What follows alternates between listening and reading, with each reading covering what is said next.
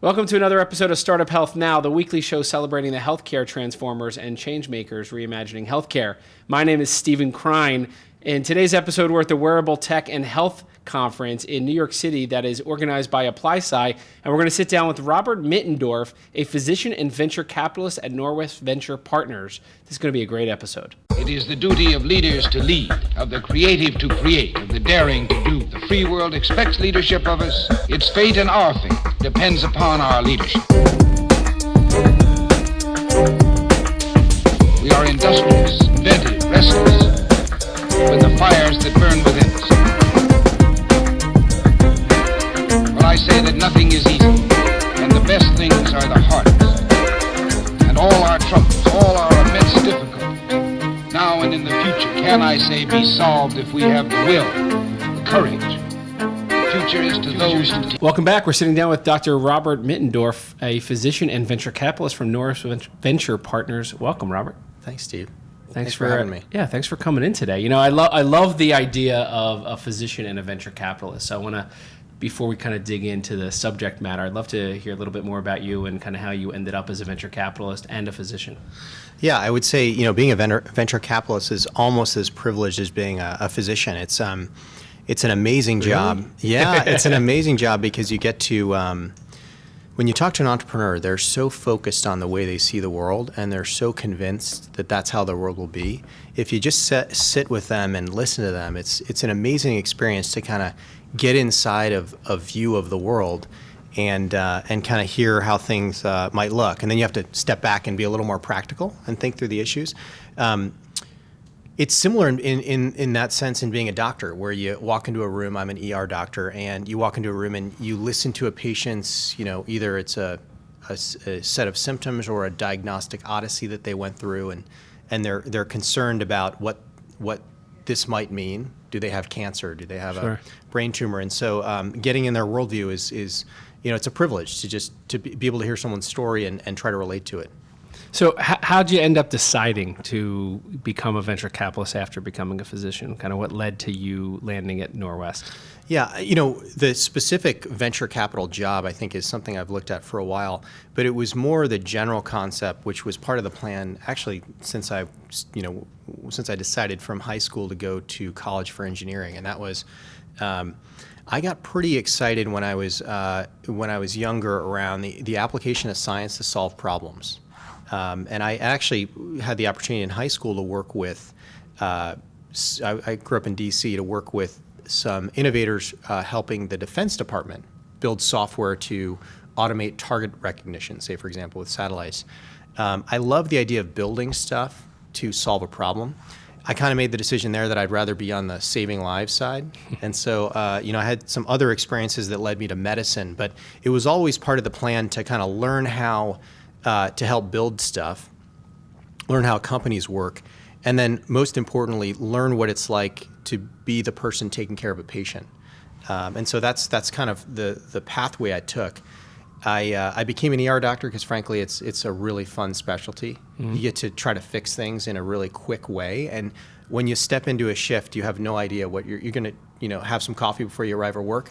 You could have an hour of, you know, relatively mundane problems, or you could have a really challenging patient that you need to turn around to save their life in a couple of minutes. So it's always been part of the plan. That's when the music starts playing in the background and things. Yeah. But it's a good gig because it lets you actually have a couple different, you know, kind of careers at the same time, right? Because it's just kind of shift work in a way that lets you, when you're done, and you can kind of go do some other things. It is, and I think the other part about the emergency department that has been really valuable is you are the front of the funnel. So, you know, there's primary care outside the hospital where people go with long-term problems.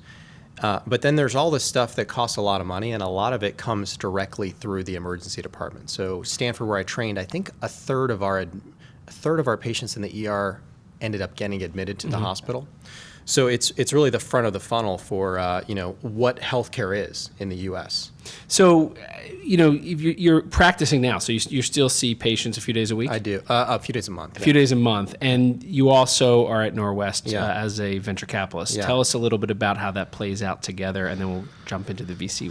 Yeah, VC I game. mean, so from a time perspective, they're very separate. I do a lot of weekend shifts. Norris has been very open and okay with that. I would say as a venture investor, it's really both give me perspective. So although I don't involve myself in any way with the purchasing decisions of the hospitals I work at, I do get to see things on the investment side that I think are really interesting in improving care. And so that's always exciting to think about where they would end up in an actual delivery of care. And certainly on the hospital side, especially with respect to healthcare delivery, I get to see the challenges of healthcare delivery and think through what solutions are going to be needed to make hospitals and medical care more efficient. So, trained as a physician, learning as a venture capitalist, kind of spending your days meeting entrepreneurs, spending your days in startups. I always think of going to medical school or even law school as you're trained, you're mitigating risk, you're kind of weighing both sides, you're really being analytical about it. Entrepreneurship is a ton of risk. There's a lot of throwing spaghetti against the wall to try to see what works and what doesn't work and try to figure it out. How do you approach, your traditional training with what you need to do on a daily basis where reimagining the future plays a not so sure path? I think as you pointed it out exactly the way it is, which is in healthcare, as a provider, you're really trying, first do no harm, but then solve the problems that come to you. I think in companies, we're trying to go after markets, seize them, create advantages. I would say the one difference is in the ER, there's a lot of on your feet thinking you have to have, which is very similar all over a shorter time frame with what I did even before becoming an investor. I was a VP of marketing at a medical robotics company. And the ideas of creating solutions of problems as they come at you and then thinking 2 steps ahead, which you have to do with critically ill patients, is very similar. But I think it is a different hat you wear when you think about what you can do and what you want to do in the sense of companies that you look at versus what you have to solve today with a sick patient. Yeah. So how has that shaped your thesis at Norwest, both the firm's thesis and even your own personal view of where the opportunities lie? Yeah, I would say if you let yourself dream about what healthcare could be, it can be incredibly exciting and almost intoxicating to think about what we could do with the technology we have today and where technology is going. Things like artificial organs we're printing, or software that might, make you think that you're speaking to a human as it's coaching you through a disease. I think, being a healthcare provider and having spent enough time in healthcare to know the practicalities of the space, I think I temper my enthusiasm with where things can go, with where they probably will go, given all of the structural challenges in the healthcare environment, from who pays to how things get approved to what you can say about those things that get approved to how you recruit patients, et cetera. Okay, so when you think about themes Yeah. right now, what would you choose as the top themes that you have your eyes set on right now for what in the next, let's call it 18 months, walk into your door that you get really excited about? Yeah, I mean, we have a list of 14, but I'll give you my top couple here. I would say in the operational aspects of healthcare, I think there are 2 really interesting areas. Number one, I think once you get beyond the idea of an electronic medical record being a data repository in a hospital, we made an investment in a company called Health Catalyst, which is a data analytics and reporting platform. You then get to think of things like, okay, if I have all this data and I have algorithms and I have a physician and a nurse and technicians fielded to deal with patients, to manage patients, can I make them smarter? Can I be their peripheral brain, their decision support, their care management application, take that data in and help not coach them, but advise them. Say, hey, you forgot this evidence-based medicine measure for this patient that fits the criteria for it. I think that's one area that's very exciting. Well, you could call it decision support. You could call it care management. That's a very big area. I think another one is affecting communication between healthcare providers, again, in hospitals and outside. You'd be surprised at how far we are behind in terms of letting doctors, for example, text each other or send information between a nurse and a doctor. So that's another big theme.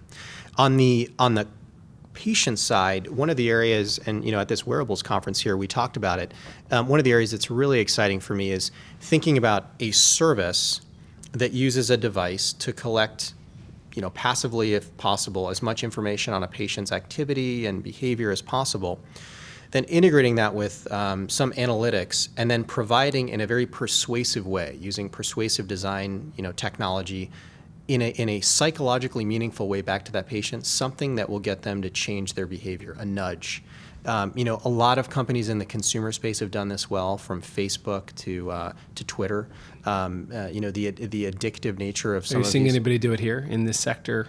Well? I'm seeing people get close. I would say the one that's most exciting for me right now to look at is Omada Health. Mm-hmm. Omada Health is a company that took well-validated clinical protocols that were not very fun to lose weight and reduce your risk of diabetes, with some education and with understanding what triggers hunger and what triggers appetite, stress, et cetera. And they packaged it.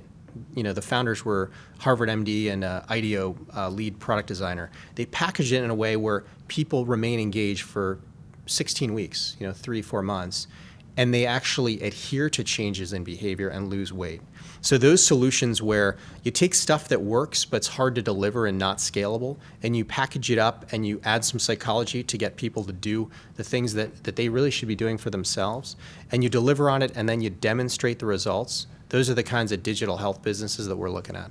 And so if you were to look at, how big is the portfolio today in digital health? Well, in digital health, I think we have, I'm trying to think, 7 to 9 healthcare investments. We have 2 that are on the docket right now that we haven't announced yet. But I think 7 to 9 in digital health. I think 12 or 15 overall in healthcare. Okay. And over the next couple of years, you see that double, triple, or do you see it getting a little bit bigger? What's your thinking around commitment to digital health investing? We tend to do, $5 to $25 million checks, and then we do some growth work. So healthcare as a whole will probably do 2 to 4 investments a year. Across all of healthcare. So Okay. we're quite picky. Right. How long have you been at Norwest? Almost 4 years. All right. So take us back to your first investment you made. Who was it in? Well, so the first digital health or non-digital digital health. Digital Okay, health. digital health. The first digital health investment we made was in a company called iRhythm. Okay. Yeah. What made you kind of get behind it, and what were you so excited about? Yeah. So for me, the first thing that always, unfortunately or fortunately, the first thing that always hits me is, do I want that thing? Is that thing going to work in a hospital where I'm at, or is that going to work in the healthcare environment that I know? iRhythm is a company that has developed a patch that records activity, but also more importantly, 12 to 14 days of continuous ECG data. Why is that important? Because about 2.5 to 3 million tests are ordered a year to assess people who have palpitations or pass out without a good reason. And the way it's done today is a very haphazard process. They wear a Walkman-like device with leads. They can't shower. Some people don't even know what a Walkman is. So I need to go back. They on wear that. an iPod-like device. A first-generation iPod. A first-generation iPod without flash memory that records with cables on your body, and then they take that to the doctor, back to their doctor, and their doctor downloads the data onto their PC and literally scans screen by screen looking for abnormalities. You can imagine that humans are probably not as good at computers as looking at signal. So what this company did was they built a Band-Aid-like patch. They put analytics in the cloud, and they were able to show with physician oversight that they could basically make that physician much more efficient in reading that. And what they could do is deliver a report back to the doctor. So that company is delivering a healthcare service to physicians. It's a B2B play that makes perfect sense. The consumer loves it. The physician gets better data with no work, and it fits under existing fee-for-service reimbursement. Plus, it picks up about 2.5 times as much arrhythmia activity because it's a longer-acting patch. But I would say what really excited us was the fact that that company not only had all of that, plus the clinical data and patents, they had a business model that made sense in digital health. So they actually plug into hospitals as a provider. They're like a provider, as you would have respiratory services in the hospital. They're a provider of cardiac testing services. So they bill insurers directly. They don't sell to the hospital. So they had that figured out before they walked in the door? They had that in their thinking. Now, we right. took a lot of risk in the investment. How early did you get in? It out. We didn't get in at that early. They were doing several million in revenue, Okay. but they had not figured that part of the business model out yet. And is your sweet spot, where is the sweet spot for you? Where do you like to meet the entrepreneur, and when do you like to get involved in the companies? We've At what gone, stage? I would say we've looked at a number of assets in the kind of wearable or device space or even healthcare IT that are pre-revenue and even pre-clearance. I would say our sweet spot are things that are on the cusp of clearance if they have any pathway to clearance, or early commercialization. I think, for as much as, and I used to think this, as much as, early entrepreneurship is frequently so focused on product market fit and technology, that the commercial challenges are certainly secondary and sometimes thought of as much easier. But it turns out that actually in healthcare, they're probably equally challenging. And so if you pick a risk bucket, we tend to prefer the commercialization clinical risk bucket than technology risk, but we'll do both depending upon the opportunity. Right. So putting money aside, because it's called all VCs have money. What makes Norwest special? What's the unique ability and unique kind of sauce that you guys bring to the table that you want entrepreneurs to think about when they think about you guys and maybe bringing you guys in? Yeah, I would say two main things off the bat from a firm perspective before getting into healthcare. The first Actually, I want is to find out firm and then you. Yeah. Because it's all about also who you have people. involved. Yeah. Yeah. From a firm, we have a platform. We've got consumer investors, we've got infrastructure investors, we have growth equity investors. That allows us, when we bring a subcommittee together, to really look at every aspect of an investment of where it is today and where it will go, and get kind of thoughts from people that spend their whole day looking at consumer metrics. So there's been a big education I've gotten looking at those consumer companies without any healthcare, not in healthcare, and applying that to healthcare. Number two is we really consider ourselves an invited guest. So we back solid management teams that we believe in. Even on the growth equity side, we don't back management teams we're trying to turn around. We want to back the right people at the start. Now, if we need to augment the team by helping to add someone, we're happy to do that. But we think of ourselves as invited guests, which means just like if you were to invite someone to your house for dinner, we're there if you ask, and we're there to help as much as you'd want. We have human resource capabilities. We have marketing capabilities that we can bring to bear. For me personally, I like the invited guest analogy. Is funny. A buddy of mine always says invited guests are annoying pest, and so you kind of pick which one you want to be. So it's good that you want to be the invited guest, because I think it's an interesting way to think about your role and how entrepreneurs should be viewing what you guys are doing. You're doing it in a way where you're real partners with them. Yeah, and we want to back strong management teams to that point, because our ideal investment is a quarterly board meeting, frankly. Yeah, I mean, that gives us more time to find new investments. But if our CEO calls us and she says, I need some introductions to payer customers. I need a medical director in this space. Should we run a search? Can we leverage your network? That's where we step in as an invited guest. For me personally, I get really interested in any company where, certainly if I'm called on to help with strategy or customer introductions or positioning, that's stuff that I've done formally in other roles, and I'm happy to help in those ways.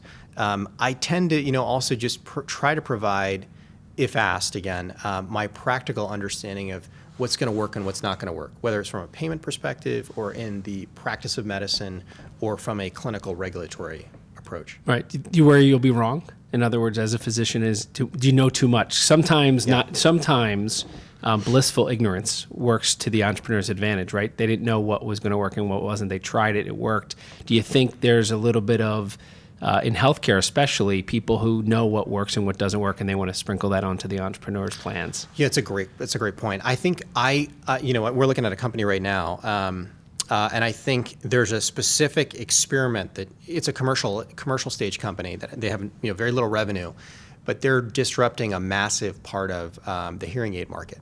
And the question there is, what's the experiment that can prove that they're right in the shortest, most cost-effective way possible. So there's some hesitation because they're doing something that's going to, rock the market. And so I think the one thing that we, in that case, you try to help the entrepreneur with is understand, is there that killer experiment you can do that's low cost that can prove that they're right? Right. So you kind of help guide them to the quickest, fastest, and most efficient way to at least some semblance of validation. Right. And you're right. They need to think they're right. Yeah. They wouldn't be in the position as CEO if they didn't. Sometimes you just want to play a little bit of a devil's advocate to say, you're probably right. Why don't you prove it out in a small experiment first? Sure. So I want to talk about mistakes for a few minutes. Sure. Mistakes entrepreneurs make walking in the door. A lot of entrepreneurs talk about meeting with VCs who don't know healthcare. And so they spend all their time educating VCs. They come in to meet with you, and you've kind of got the healthcare thing licked, and you've got the VC side. How do you think about what you see time and time again sitting across from you at the table, or maybe in an email that you get that is just the wrong way of approaching it? Yeah. That's a hard question. I mean, we make mistakes too all the time. So, it's definitely a two-way street. We make mistakes on missing good deals, on not pricing them right. But in terms of what entrepreneurs could what sometimes happens, I think, which could be improved on is, I would say the one thing I'm always looking for in digital health is a pathway to a commercial model that makes sense to me. So, it's surprising that I don't see this all the time, but I think connecting within the existing system of how people get paid and how people get motivated, connecting a technology solution to the delivery of care or to an existing model of that is critical to see in the pitch. So as an example, if you fall under a CPT code, you need to know the code. You need to know the amount that Medicare typically pays in that code. If you have a device that may require regulatory approval, it's worthwhile to look up the other devices in that category and how they achieved approval in the past. Are people coming in without that information? Sometimes they are. Yeah, sometimes they are. I think these are the ones that are kind of the boxes should be checked. Once we get beyond that, we can have more nuanced discussions around the pricing of the ultimate offering or the feature set or what clinical data you need to develop to really prove to a medical director or a payer that this is worthwhile covering. Right. So what's the golden ticket into you? I mean, so you think about what is an entrepreneur, what should they have nailed when they sit down with you that makes you really feel good about the next step, a second meeting, a third meeting? That's a hard question. I mean, we've been so privileged to have really interesting and great entrepreneurs pitch to us. I think it's not one thing. I got to tell you, it's looking at, I think we've talked to 1,800 or something companies in the last 3.5 years, broadly in digital health. And I think it's something after you see enough, and I certainly am still, early on, I think you see it and you kind of know it at this point. It's a quality of the answers to questions. It's a tightness to the pitch. It's touching all the bases that you need to kind of deliver the package of the company to you in a way that's compelling. And it ends up ultimately coming down to a question of confidence. I mean, it's a question of, do I think this person knows enough, is tenacious enough, has the right personal skills to lead a company that I'm going to put my career on the line for and, my firm's money. The word confidence is a key one, right? How often an entrepreneur comes in and there's a huge difference between knowing something is going to play out and hoping something's going to play out. And when you see an entrepreneur know and believe in their belly that it's going to work, it's a huge difference between that person and the person who's thinking and kind of hoping things play out. At least from my standpoint, I always see a huge difference in how confidence then parlays into actual funding a lot of times when the entrepreneur, people want to go on the journey with the entrepreneur versus get a little bit skeptical because they sense that skepticism in the entrepreneur's voice. Right, and there's that confidence comes out in the question and answer of a presentation. Certainly the presentation has to be very polished, but the confidence comes out when you ask a question and they either hopefully they give you one of two answers. Compelling logic, not just logic, but logic that says to you, that compels me to their answer. Yep. I agree. They've thought it out and I agree with their logic, or data. And so the later we go, the more data we have. You can go early if you have a really tight, compelling logic story to why there should be confidence between the two people. All right. So we're at the Wearable Tech and Digital Health Conference. We got to talk and end with kind of some thoughts around this subsector within healthcare. Why are you here, and what do you think this space looks like a decade from now? I mean, you're wearing a couple different devices. I'm wearing an Apple Watch. What's happening? Yeah, I think we have two wearables companies, Basis, which was a kind of full activity tracker and a coaching platform that Intel One purchased. of our companies too. I know. I was going to mention that today. So good pick on both of our parts. Going to Dean and Jeff, yeah. And I joined Norwest after the pick was made, but I was able to fortunately watch the story, and Jeff Holub did a great job there. I think the other one is Misfit, which Sunny is doing a great job leading. I think of wearables. What excites me is the ability to get passively all of this data on patients, and I think activity is just the beginning. Excites me. What really excites me is what I think really smartly designed software can do, along with maybe some human coaching occasionally to get people to change behavior. So what excites me the most is, it's a necessary but not sufficient condition to have the data and have this persistent device that's collecting it. The next step is harnessing that to, in a contextual way, without me turning the device off, nudging me to do things that are good for me. And I think that's going to start in the fitness community because we're all activated. And hopefully that will bleed off with some very, very nice engineering into, the harder to motivate places like type 2 diabetes. So you think very specialized, different wearables. How many different wearables are here 5 years from now?